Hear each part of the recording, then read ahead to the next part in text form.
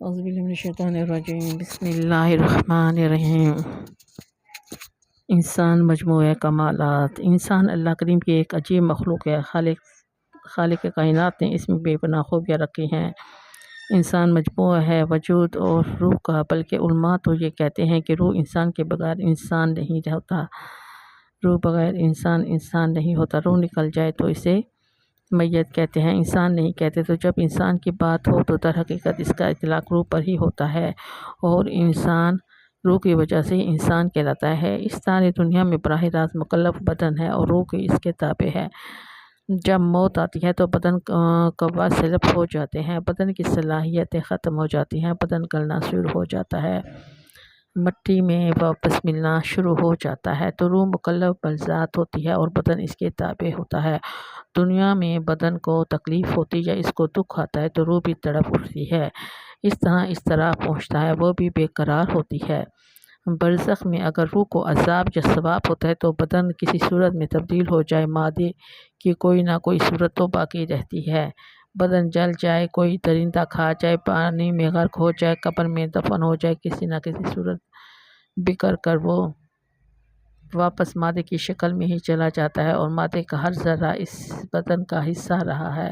اس کا تعلق روح سے ہوتا ہے، یعنی روح کا تعلق دنیاوی زندگی کا ختم ہو جاتا ہے، لیکن مطلق ختم نہیں ہوتا۔ نہ صرف یہ تعلق رہتا ہے بلکہ بچپن سے لے کر مرنے تک کتنی دیر آپ بال کٹواتے ہیں، ناخن تشواتے، کتنی کھال اتر جاتی ہے، کتنا حصہ جسم کا کٹ جاتا ہے، ٹھیک ہو جاتا ہے، زخم ہوتے ہیں، بدن کے مادے نکل جاتے ہیں، پھر ٹھیک ہو جاتے ہیں۔ تو ہر ذرہ بدن جو اس کے جسم کا حصہ رہا ہے، روح سے اس کا تعلق رہا ہے، وہ تعلق ختم نہیں ہوتا۔ دنیاوی زندگی کا تعلق ختم ہوتا ہے، اور یہ تعلق بھی عام انسان کا ختم ہوتا ہے۔ جن لوگوں میں اللہ قوت روحانی پیدا کر دیتا ہے، ان کا تعلق بہت مضبوط ہوتا ہے۔ جس طرح جسم کی بے شمار خصوصیات ہیں، انسانی نظر کو ہی دیکھ لیں تو حیران ہوتا ہے۔ بندے کو آنکھ بند کرو تو رک گئی، اور آنکھ کھولو تو نگاہ سورج تک پہنچ گئی، آن واحد میں آسمان تک پہنچ گئی، چاند تک پہنچ گئی۔ اس طرح انسان کا ایک ایک عضو میں عجیب کمالات ہیں۔ دل سے لے کر اس کے مادے تک، گردوں تک، ہر چیز اپنا کام بڑی خوبصورتی سے اور بڑی ترتیب سے کر رہی ہے۔ بلکہ اللہ تعالیٰ جب کسی پر بیماری بھیجتے ہیں تو کسی نہ کسی عضو کے کام میں کمی آ جاتی ہے۔ جسم کا جو حصہ اپنا پورا نہیں کرتا وہاں بیماری آ جاتی ہے۔ بدن تو مادے سے بنا ہے اور روح عالم امر کی شے ہے۔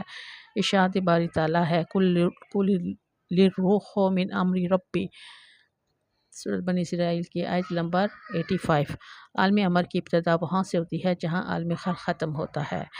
جسام کی تخلیق تو سمجھ آتی ہے کہ وہ مادے کی کسی نہ کسی صورت سے بنے ہیں، لیکن روح کیسے بنی جبکہ وہ عالم امر سے ہے؟ عالم امر میں جہاں تخلیق شدہ کوئی شے نہیں، یا اللہ کی ذات ہے یا اس کی صفات ہے، عالم امر خود صفت ہے، اور وہاں کسی مخلوق کا گزر نہیں۔ اس میں سے روح کیسے بنی؟ فرمایا کل للروح من امر ربی وما اوتیتم من علم الا قلیلا قلیلا۔ انسانی علم اتنا وسیع نہیں ہے کہ وہ اس بھید کو پا سکے کہ روح کیسے تخلیق ہوئی۔ تمہیں اتنا بتا دینا کافی ہے کہ روح عالم امر سے ہے، امر ربی ہے، اس سے زیادہ تفتیش میں نہ پڑو۔ انسانی علم میں یہ استعداد ہی نہیں کہ اس بھید کو جان سکے۔ وما اوتیتم من العلم الا قلیلا قلیلا، یعنی بہت سے علوم جاننے کے باوجود تمہارا علم تھوڑا ہے۔ سو ظاہر ہے جب روح کی خصوصیات اتنی لطیف تر ہیں جو عالم امر کی شے ہے، اس کی خصوصیات ہیں، اگر وہ کماحق کا کام کریں تو بدن اس کے مقابلے میں کہیں پیچھے رہ جائے گا۔ چنانچہ انبیاء علیہ السلام، رسول علیہ السلام جب تشریف لاتے ہیں تو ان کا کمال یہ ہوتا ہے کہ آپ علیہ السلام احکام الہی بیان کرتے ہیں، جس پر وجود انسانی عمل پیرا ہوتا ہے۔ انسانی عقل و خرد احکام کو قبول کرتی ہے اور دل اللہ کی توحید کے اندر سے قبول کرتا ہے۔ بندہ اللہ کی توحید کو اپنے شعور سے، اپنے اختیار سے قبول کرتا ہے، وضو کرتا ہے، اپنے ہاتھ پاؤں منہ دھوتا ہے، اللہ کی عبادت کرتا ہے تو اگرچہ قیام بدن سے کرتا ہے،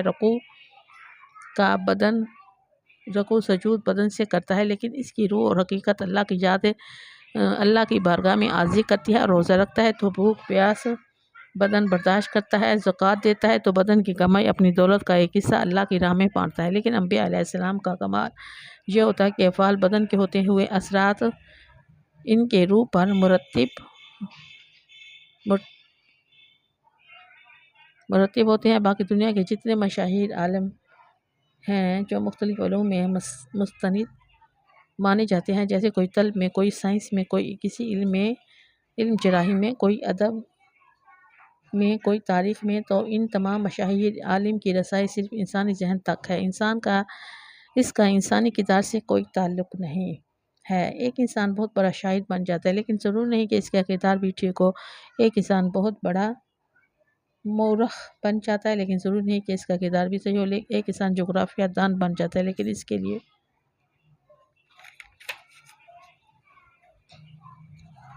یہ ضروری نہیں اس کے باقی امور بھی درست ہوں۔ نبی علیہ السلام کا کمال یہ ہوتا ہے کہ نبی علیہ السلام انسانی زندگی کی ہر جہت میں برکات پیدا کر دیتا ہے۔ نبی علیہ السلام کی برکات کا بظاہر ہمیں وحی الہی کتاب اللہ کی صورت میں ملے۔ حضور اکرم صلی اللہ علیہ وآلہ وسلم کے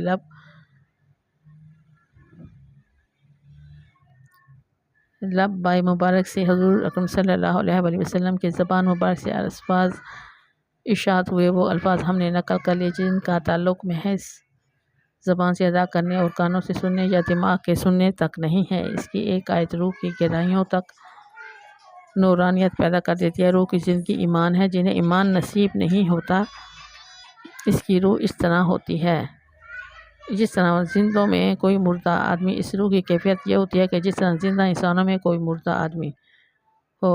ایمان روح میں حیات پیدا کرتا ہے اور اتباع رسالت اس میں قوت پیدا کر دیتی ہے۔ اس لیے قرآن حکیم نے جس پر سب سے زیادہ زور دیا ہے وہ ذکر الہی ہے۔ ذکر الہی کی کئی صورتیں ہیں۔ کوئی بھی عمل آپ صلی اللہ علیہ وآلہ وسلم کے حکم اور سنت کے مطابق کرتے ہیں تو عملاً ذکر ہے۔ دیانتداری سے کاروبار کرنا، معاملات میں کھڑا ہونا ذکر الہی کی ایک صورت ہے۔ تسبیحات پڑھتے ہیں یا تلاوت کرتے ہیں یا عبادت کرتے ہیں تو یہ لسانی ذکر ہے۔ ان سب کے باوجود قرآن جس پر زور دیتا ہے وہ ذکر کثیر اور ذکر دوام ہے، اور یہ دونوں صفتیں ذکر کثیر اور ذکر دوام یہ قلب کے اوصاف ہیں کہ انسان کو جب ذکر قلبی نصیب ہوتا ہے تو دراصل روح میں قوت پیدا ہوتی ہے۔